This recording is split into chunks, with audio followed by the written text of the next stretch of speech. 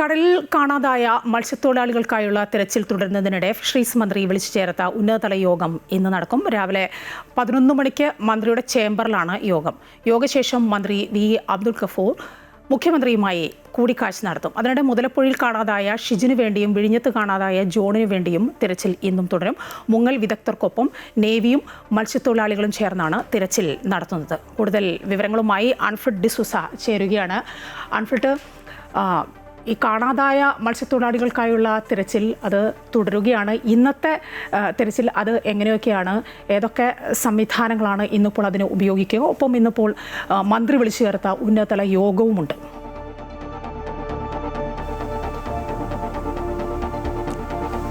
ഈ മത്സ്യത്തൊഴിലാളികളെ തിരുവനന്തപുരം ജില്ലയിലെ 2 ഇടങ്ങളിലാണ് കാണാതായിരിക്കുന്നത്. നമുക്കറിയാം, അത് വിഴിഞ്ഞത്ത് നിന്ന് ജോൺ മത്യാസ്, അതോടൊപ്പം തന്നെ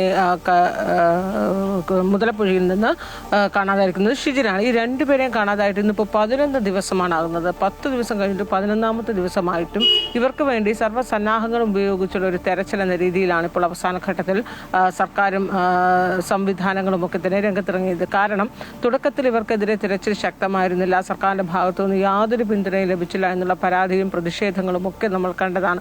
അതുകൊണ്ട് തന്നെയാണ് ഇപ്പോൾ കോസ്റ്റ് ഗാർഡും അതോടൊപ്പം നാവികസേന, ഇപ്പോൾ INS കപ്പലൊക്കെ തന്നെയും രംഗത്തുണ്ട്. നാവികസേന, കോസ്റ്റ് ഗാർഡ്, പോലീസ്, അതോടൊപ്പം തന്നെയും മുങ്ങൽ വിദഗ്ധർ, മുങ്ങൽ വിദഗ്ധർ സ്കൂബ ഡൈവിംഗ് സംഘമൊക്കെ തന്നെ കഴിഞ്ഞ ദിവസം വന്നിരുന്നു. അവിടെ മന്ത്രി CP ജോൺ സന്ദർശനത്തിനായി മുതലപ്പുഴയിലെത്തി. അവർക്ക് ഉറപ്പ് നൽകി. അതിനുശേഷം അദ്ദേഹം വരുമെന്ന് പറഞ്ഞ സമയത്തിന് അവർ എത്തിയില്ല. അതിനെതിരെയും പ്രതിഷേധം ഉയർന്നു. അതിനുശേഷം സ്കൂബ ഡൈവിംഗ് വിദഗ്ധരൊക്കെ തന്നെയും കഴിഞ്ഞ ദിവസങ്ങൾ അവിടെ തെരച്ചിൽ നടത്തുമ്പോഴും ഈ പ്രതിസന്ധി എന്ന് പറയുന്നത് പ്രതികൂലമായ കാലാവസ്ഥയാണ്. കാലാവസ്ഥ ഒട്ടും അനുയോജ്യമല്ലാത്തൊരു സാഹചര്യം ആയതുകൊണ്ട് തന്നെ ഈ കടലിൽ ഈ കാണാതെ മത്സ്യത്തൊഴിലാളികൾക്ക് വേണ്ടിയുള്ള തെരച്ചിൽ എന്ന് പറയുന്നത് കാര്യക്ഷമമായി നടക്കാനോ പ്രായോഗികമായി നടത്താനോ പറ്റാത്ത ഒരു സാഹചര്യമാണുള്ളത്. അതുകൊണ്ട് തന്നെ ഈ പ്രതികൂല സാഹചര്യം കഠിനമായി വരുന്ന സമയത്ത് ഇവർ തെരച്ചിൽ അവസാനിപ്പിച്ച് പിന്നെയും മടങ്ങുന്നു കരയിലേക്ക്. അതിനുശേഷം അനുകൂലമായൊരു സാഹചര്യം വരുമ്പോൾ വീണ്ടും തെരച്ചിലേക്ക് ഇറങ്ങുന്നു. ഇതാണ് കഴിഞ്ഞ 2-3 ദിവസമായി നമ്മൾ കാണുന്നത്. വിഴിഞ്ഞത്തായാലും ശരി, അതുപോലെ തന്നെയാണ് മുതലപ്പുഴയിലായാലും അതുപോലെ തന്നെയാണ്. അപ്പോൾ ഇന്നലെ ഒരു വൈകിട്ടായപ്പോൾ തന്നെയും മുങ്ങൽ വിദഗ്ധരുടെ തെരച്ചിലൊക്കെ അവർ നിർത്തിയിരുന്നു. നേവിയുടെ തെരച്ചിലും നിർത്തിയിരുന്നു. കാരണം കാലാവസ്ഥ പിന്നെയും പ്രതികൂലമായി മാറിയതുകൊണ്ടാണ്. അപ്പോൾ ഇന്ന് രാവിലെ വീണ്ടും ഈ 2ഇടത്തും തിരച്ചിൽ ആരംഭിക്കും. ജോൺ മത്യാസിന് വേണ്ടിയും അതോടൊപ്പം ഷിജിന് വേണ്ടിയുള്ള തിരച്ചിൽ ആരംഭിക്കും.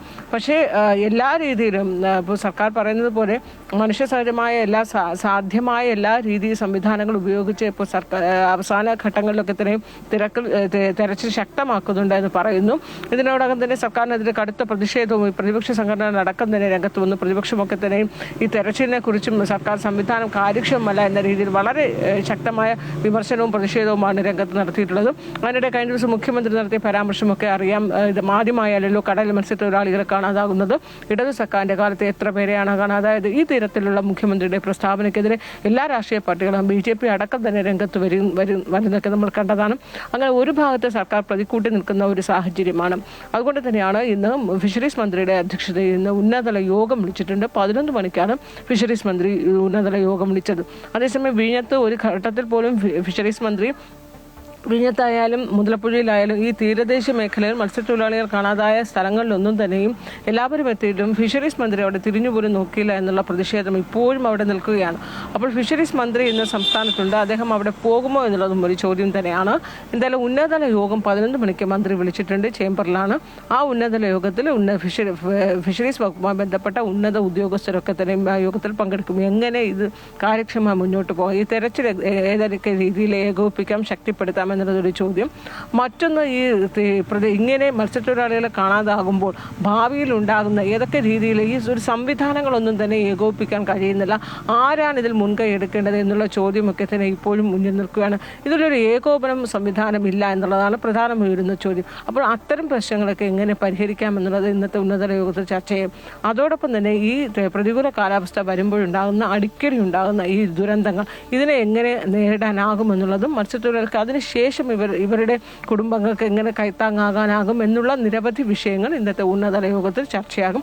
പ്രധാനമായും ചർച്ചയാകുന്നത് ഇപ്പോൾ ഈ കാണാതായിരിക്കുന്ന 3 നീണ്ടകര ഉൾപ്പെടെ കാണാതായിരിക്കുന്ന 3 മത്സ്യത്തൊഴിലാളികൾ കുടുംബങ്ങൾ കടുത്ത പ്രതിഷേധത്തിലാണ്. എങ്ങനെയാണ് ഈ സംവിധാനങ്ങളെ ഏകോപിപ്പിക്കാൻ പറ്റുമെന്നുള്ളതാണ് പ്രധാനമായും ചർച്ച ചെയ്യുന്നത്. ഈ യോഗത്തിന് ശേഷം മുഖ്യമന്ത്രിയുമായി കൂടിക്കാഴ്ച നടത്തുമെന്നാണ് നമ്മൾ മനസ്സിലാക്കുന്നത്.